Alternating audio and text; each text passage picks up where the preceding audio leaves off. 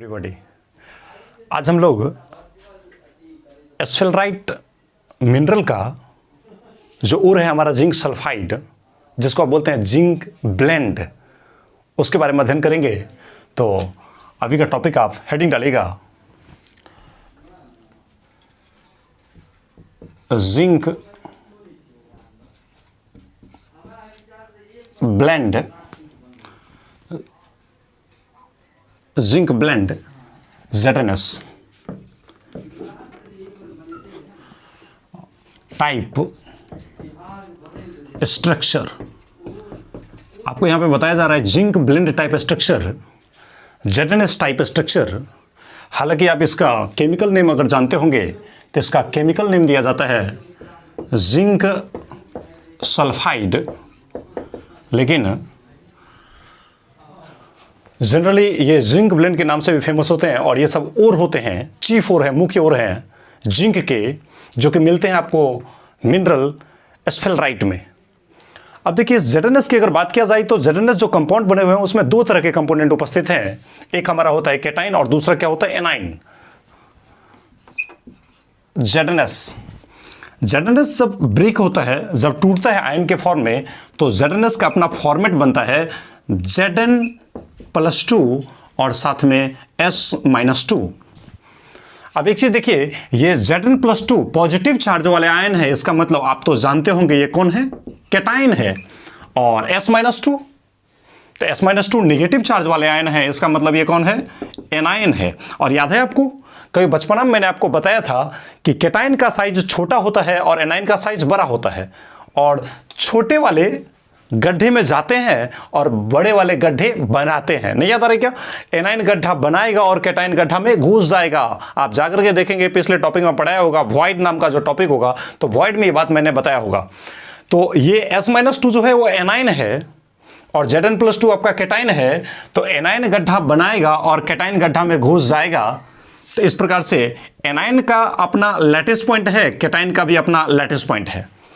अब देखिए, एनाइन के जगह पे S-2 और कैटाइन के जगह पे Zn+2। मैं एक बात आपसे यहां पे मैं लिखना चाह रहा हूं कि इन ZNS मैं लिखना चाहता हूं एनाइन में कौन है, S-2 will be present in FCC lattice point. पहला पॉइंट मैंने ये लिखा कि एनाइन जो आपका है S-2, ये S-2 कहां रहेगा, तो FCC लैटिस पॉइंट पे रहेंगे। और कैटाइन कहां रहेंगे, याद रखिएगा, ये एक बार एडवांस में भी ऑब्जेक्टिव बना के क्वेश्चन पूछा गया था। तो ये Zn+2 जो कैटाइन है, ये कैटाइन कहां रहेंगे, तो ये कैटाइन रहेंगे अल्टरनेट टेट्राहेड्रल वॉइड में। और आपको पता है क्या, टेट्राहेड्रल वॉइड बनता था सारे कॉर्नर पे, कॉर्नर से √3a/4 distance along body diagonal आपका बनता था टेट्राहेड्रल वॉइड। याद होगा, मैंने ये सब बात वॉइड में बताया था। तो उसमें जो कैटाइन रहेंगे वो जाते हैं टेट्राहेड्रल वॉइड में, लेकिन सभी टेट्राहेड्रल वॉइड में नहीं जाते हैं, अल्टरनेट टेट्राहेड्रल वॉइड में जाते हैं। और आपको पता है कि FCC में टेट्राहेड्रल वॉइड की संख्या होती है 8, लेकिन अल्टरनेट का मतलब 8 वॉइड में से वो मात्र 4 वॉइड में जाएंगे। तो सिर्फ यहां से S-2 की संख्या हमें 4 मिल जाएगा, क्योंकि वो Zn+2 की संख्या 4 मिल जाएगा।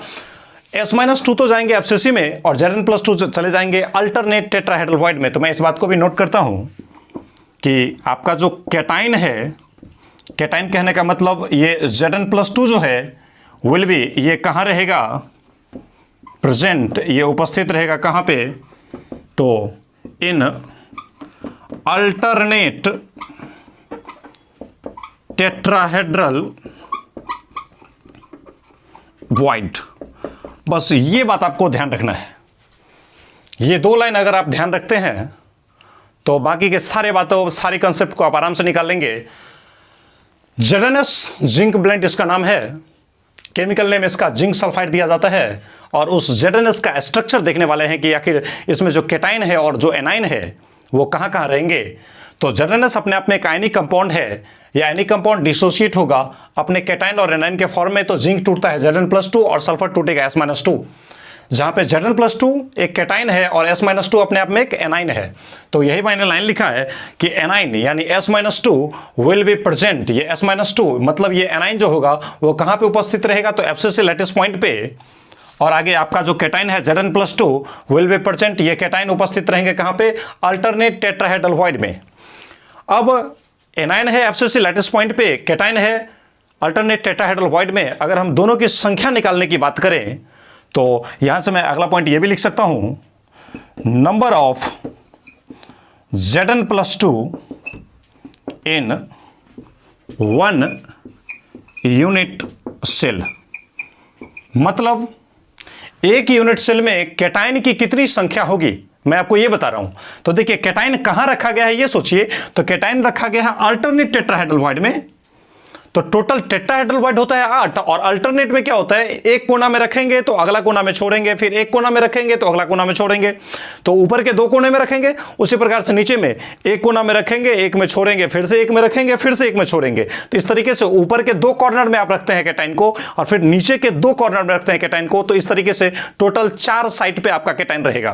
तो यहां से number of Zn+2 in 1 unit cell क्या हो जाएगा, 4। और ये 4 कहां पर रहेगा, तो आपको पता है अल्टरनेट टीवी का मतलब टेट्राहेड्रल वॉइड में रहेगा। और देखिए ये एक पॉइंट निकला और अगला पॉइंट यहां से मैं फिर से ले रहा हूं।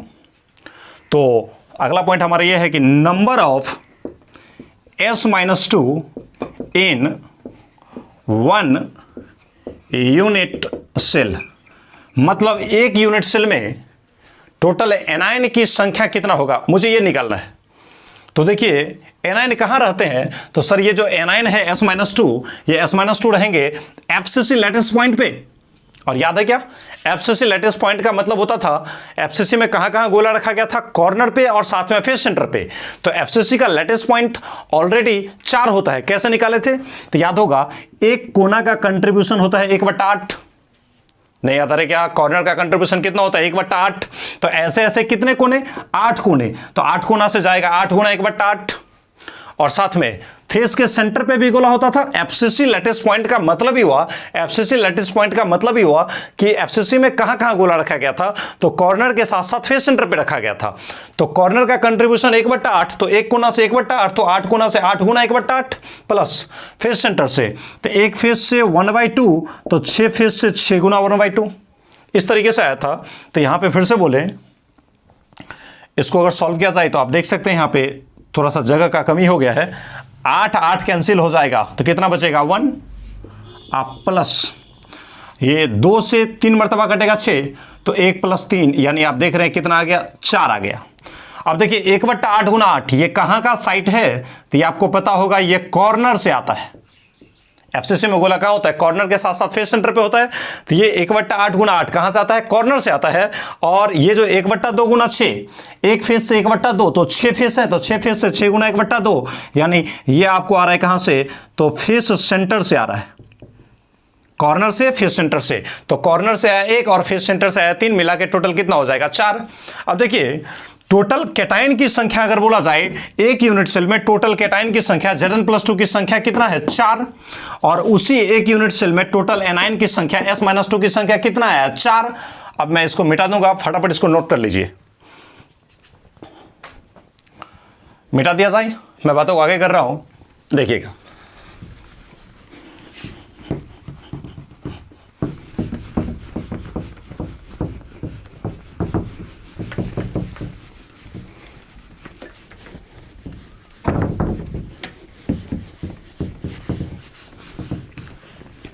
देखिए अब यहां से टोटल कैटाइन की संख्या कितना था 4, और टोटल एनाइन की भी संख्या कितना था 4। तो देखिए Zn+2 का संख्या हो गया 4। यहां से मैं लाइन लिख रहा हूं कि Zn+2 का संख्या हो गया 4, और यहां से S-2 का संख्या हो गया 4। लाइन समझ रहे क्या? इसका मतलब तो यह भी निकल रहा है ना कि कैटाइन है 4, एनाइन है 4। अब इन दोनों को मिलाने के बाद अगर हम फार्मूला का फॉर्मेशन करते हैं तो जिंक भी 4, सल्फर भी 4, क्योंकि 2 प्लस तो 2 माइनस को न्यूट्रल कर देगा। इन दोनों मॉलिक्यूल को अगर कैटायन एनायन को अटैच करें हम आपस में, तो आप देख सकते हैं कि यहां से Zn और S, इस पे +2 इस पे -2, तो आप ही बताइए +2 और -2 मिला के कितना होगा 0। अब देखिए जिंक की संख्या कितना है 4, तो 4 लिख दिया। सल्फर की संख्या कितना है, तो 4 लिख दिया, और +2 -2 ये कैंसिल हो गए। अब देखिए हम 4 चाहे तो कॉमन ले सकते हैं, इसका मतलब हम इसको ऐसे लिख सकते हैं कि 4 अगर कॉमन ले लिया जाए तो इसमें क्या बचेगा, ZnS ऐसा बच जाएगा। इसका मतलब ये निकला हम जो भी बातें कर रहे हैं 1 यूनिट सेल में बातें कर रहे हैं, तो एक यूनिट सेल में ZnS के 4 मॉलिक्यूल उपस्थित होते हैं। मतलब मैं आपको यह कहना चाह रहा हूं कि एक यूनिट सेल में जिंक सल्फाइड के यानी ये जिंक ब्लेंड के 4 कंपोनेंट उपस्थित रहेंगे। मतलब देयर आर 4 यानी 4 formula units of ZnS in 1 unit cell. देखिए लाइन मैंने क्या बोला, देयर आर 4 फार्मूला यूनिट्स, यानी 4 फार्मूला यूनिट होते हैं, मतलब 4 मॉलिक्यूल उपस्थित होते हैं, यानी 4 यूनिट उपस्थित होता है ZnS का इन 1 यूनिट सेल, एक यूनिट सेल में। यानी एक यूनिट सेल में ZnS के 4 यूनिट उपस्थित होते हैं। मेरे कहने का मतलब यह है। अब अगर बातें किया जाए एक छोटा सा लाइन कि ZnS में 4 मॉलिक्यूल उपस्थित हैं, और याद है क्या, एक यूनिट सेल में टोटल एटम की संख्या कितना है, टोटल मॉलिक्यूल की संख्या कितना है, टोटल आयन का संख्या कितना है, इसी को हम लोग बोलते थे Z का मतलब इफेक्टिव नंबर ऑफ एटम्स या total number of atoms in 1 unit cell. इसका मतलब ZnS में Z का वैल्यू 4 हो जाएगा। याद है क्या, SCC में Z का वैल्यू कितना आता था, सिर्फ और सिर्फ कॉर्नर पे रहते थे तो 1, BCC में कितना आता था, कॉर्नर के साथ साथ बॉडी सेंटर पे तो 2, FCC में Z का मान कितना था 4, हेक्सागन में Z का मान कितना था 6। इसी प्रकार से जिंक ब्लेंड में यानी ZnS में Z का वैल्यू कितना हो जाएगा 4, क्योंकि 4 मॉलिक्यूलर यूनिट, 4 फार्मूला यूनिट यानी ZnS के 4 मॉलिक्यूल एक ही यूनिट सेल में उपस्थित होते हैं। चलिए कोई दिक्कत नहीं, हम यहां से निकालते हैं फिर से डेंसिटी। अब तो आपको यह बात पता होगा कि डेंसिटी मैं अब तक कई बार निकाल चुका हूं। तो डेंसिटी बराबर आप जानते हैं क्या चीज, मास अब बट्टा में क्या होता है वॉल्यूम। और आपको अब ये बार बार डिटेल बताने की जरूरत नहीं है, आप ये बात समझ रहे होंगे कि मास के लिए यहां पे आ गया था Z गुना M/Na। याद है क्या, जाके देखें आप, SCC में जाके देखें, ये कॉन्सेप्ट दिया है, BCC में, FCC में, हेक्सागन में, सब में यही कॉन्सेप्ट मैंने रिपीट किया है। अब यहां पे मैं डायरेक्ट लिखने की कोशिश कर रहा हूं। तो एक यूनिट सेल का एक मॉलिक्यूल का मास होता था M/Na, तो Z का मास होगा Z गुना M/Na। और वॉल्यूम के लिए क्यूब का वॉल्यूम क्या लिखते हैं, AQ लिखते हैं। अब यहां से Na नीचे आ जाएगा तो क्या हो जाता था Z गुना M/AQ/Na। और आप जानते हैं कि इस यूनिट सेल में Z का कितना मान आया है, 4 आया है। इस ZnS में Z का मान कितना है 4। इसका मतलब 4 गुना M/AQ गुना में क्या हो जाएगा Na। ये इसका क्या आ गया, डेंसिटी आ गया। अब इसका निकालना है आपका पैकिंग फ्रैक्शन, कि पैकिंग फ्रैक्शन इस यूनिट सेल का कितना होगा। तो आपको पता होगा पैकिंग फ्रैक्शन मैं बचपन में पढ़ाया था। पैकिंग फ्रैक्शन यानी यूनिट स्पेस में कितने जगह भरे होते हैं उसी को कहा जाता है पैकिंग फ्रैक्शन। तो अब पैकिंग फ्रैक्शन के लिए कितना वॉल्यूम भरा है और बट्टा में क्यूब का वॉल्यूम क्या है, ये हम निकालते थे। चलिए एक बार मैं फिर से इसको मिटाता हूं और बातों को आगे बढ़ाता हूं। ये सब आयनिक कंपाउंड की टॉपिक है, इस सबसे अक्सर कंपटीशन में क्वेश्चन पूछे जाते हैं।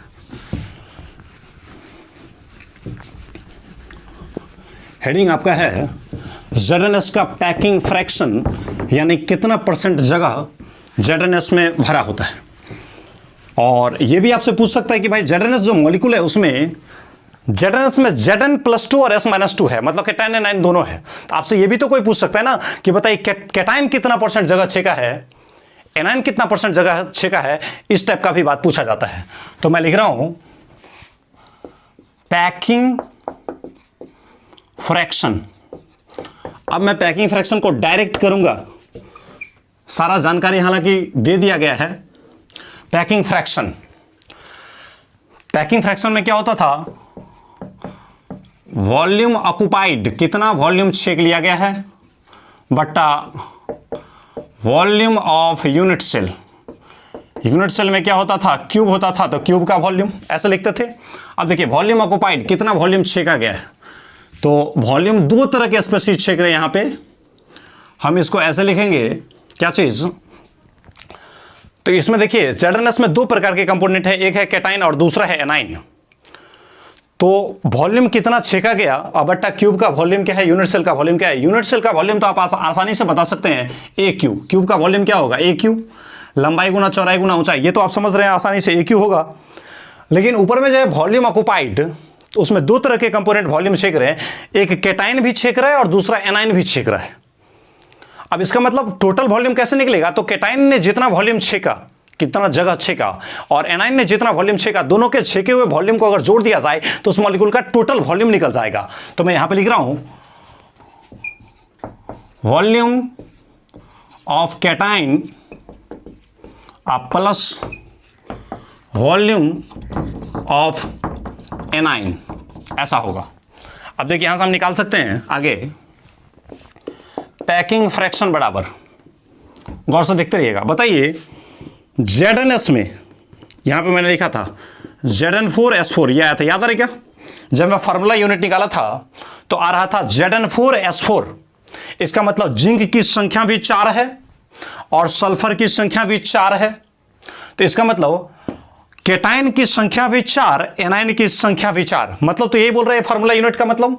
इसका मतलब ये हो जाएगा कैटाइन का वॉल्यूम, तो कैटाइन का वॉल्यूम क्या लेंगे, 4/3 पाई आर प्लस का होल क्यूब। कैटाइन है ना, तो कैटाइन के लिए क्या लिखेंगे, आर प्लस, और ये एक कैटाइन का वॉल्यूम हुआ। लेकिन ऐसे ऐसे कैटाइन हमारे पास कितने हैं, 4 है, तो एक कैटाइन का वॉल्यूम इतना, क्योंकि गोला का वॉल्यूम होता है 4/3 पाई आर क्यूब, प्लस इसलिए दे क्योंकि ये कैटाइन के लिए बातें कर रहा है।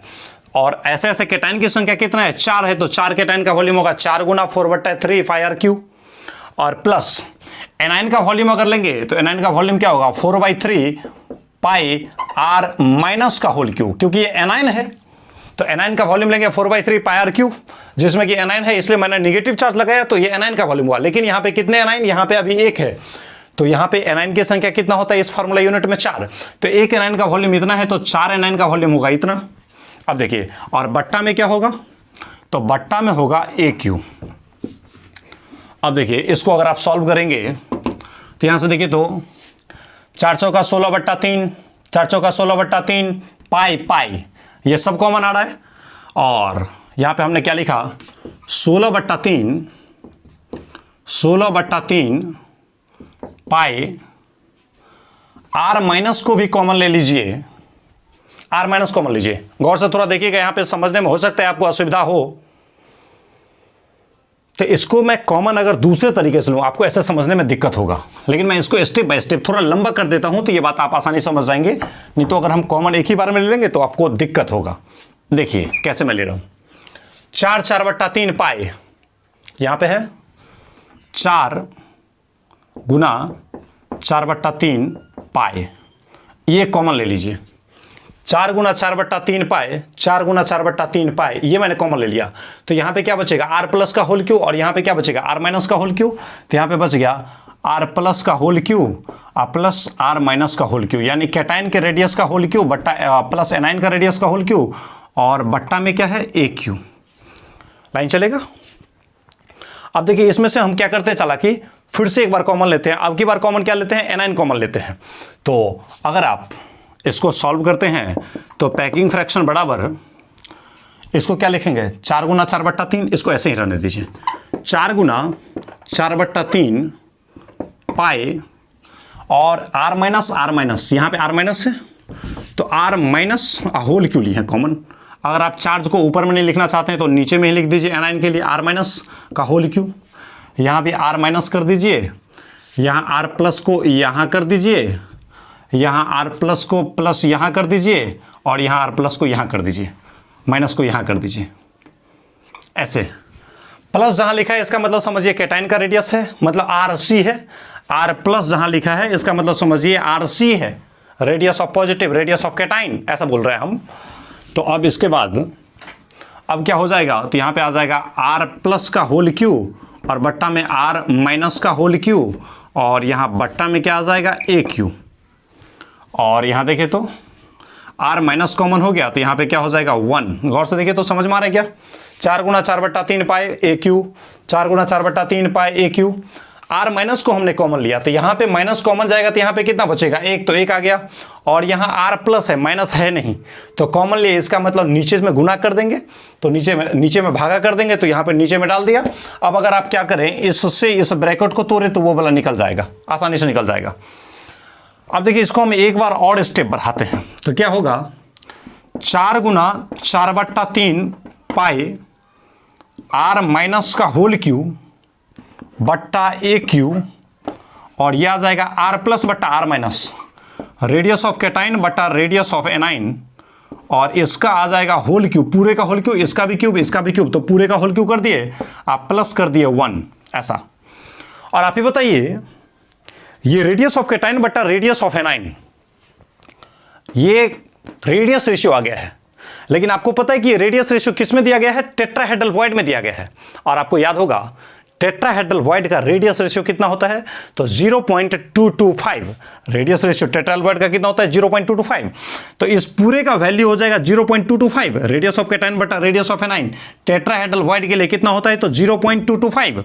इतना ही नहीं, आपको अगर एफसीसी याद है तो एफसीसी में पैकिंग फ्रैक्शन आप जाके देखिए तो आपको मिलेगा, ऐसा ही लिखा होगा 4 गुना 4/3 पाई आर, वहां पे तो गोला था, एफसीसी में गोला था तो सिर्फ उसका रेडियस आर होता था, लेकिन यहां एफसीसी में क्या है, एनाइन है, इसलिए उसका रेडियस क्या लिखा है, आर माइनस लिखा है। बात बराबर है, वहां पे गोला रहता था सिर्फ इसलिए वहां पे आर देना पड़ता था, और यहां पे एफसीसी में एनाइन होता है इसलिए आर माइनस देना होता है, लेकिन है तो कोई गोला ही, और बट्टा में ए क्यू उसमें भी होता था, बट्टा में ए क्यू यहां भी होता है।